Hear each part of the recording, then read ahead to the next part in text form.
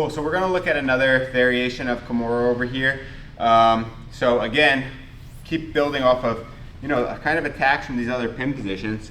You know, when I pass this arm over here, and I retract this arm, remember another position that I can work towards, instead of going north-south, is I can go to the reverse side scissor, the reverse case of the katami. So I kind of shift myself in over here like so. I have my knee checking the belt, remember? My other foot is a dry foot, like so. My hips are back, my shoulders are forward, and I'm in good position over here to pin him with the weight of my ribs coming down across his chest. And especially if my partner had an underhook like Ivan did right now, what that does is it gives me the ability to start to control his wrist, and then one more time we find the Kimura control. One more thing when we talk about the Kimura, it's okay to grab your partner's hand with the thumb, but I don't recommend grabbing your own hand with the thumb. So I always recommend grabbing like this, okay? It's gonna give you more control. Or you can just take two grips, two thumbless grips as well. Those are the grips that usually give you the most control. So again, from this position, I see that I can capture his wrist. And now it's important that when I'm here, if I need to reach strong. So don't do something like this where you're straightening his arm and now your grips are kind of giving up over here.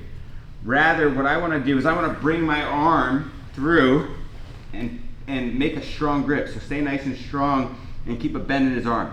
Now I start to force the hand to the mat over here, and now we're going to go from the reverse side scissors to the regular side scissor, or the casing katami. So I sit through like so. And once I sit through like so, your partner might start tapping from here, so be careful. But ideally, I don't want his head to rise, because that's going to allow him to relieve the pressure on his shoulder. Yeah, you see that? So my leg now is going to step over the head like this. And now from this position, ideally, I'm kind of being gracious with Ivan over here, but ideally, again, I keep that wrist nice and strong, and I want to keep his arm 90 degrees. And then I slowly start to push his hand, pull my other elbow back to me, and start to rotate. We're gonna get a strong break on that Kimura, okay? So again, hit the other side this time.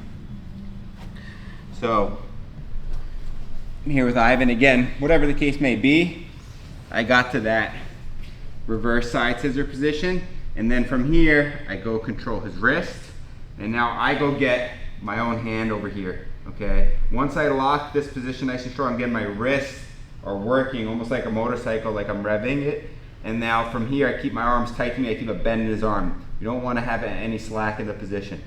Now, I drive his hand down to the mat. Once his hand's down to the mat, I'm pretty confident I'm gonna get it.